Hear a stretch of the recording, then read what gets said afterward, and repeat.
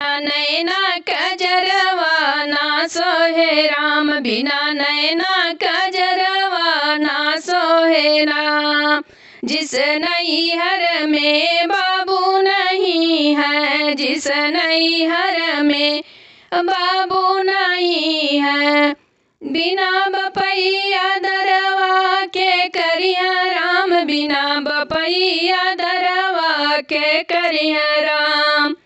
बिना नैना कजरवा ना सोहे राम, बिना नैना कजरवा ना सोहे राम। जिस नैहर में माता नहीं है, जिस नैहर में माता नहीं है, जिस नैहर में माता नहीं है, बिना माई दर्दिया के बुझिया राम, बिना माई दर्दिया के बुझिया राम। बिना नैना कजरवा ना सोहे राम, बिना नैना कजरवा ना सोहे राम।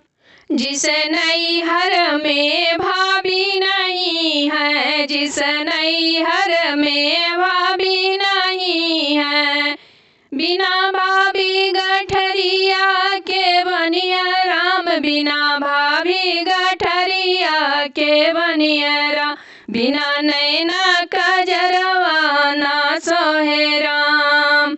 जिस नैहर में भैया नहीं है, जिस नैहर में भैया नहीं है, बिना भैया खबरिया के लिए राम, बिना भैया खबरिया के लिए राम। बिना नैना कजरवा ना सोहे राम, बिना नैना कजरवा ना सोहे राम।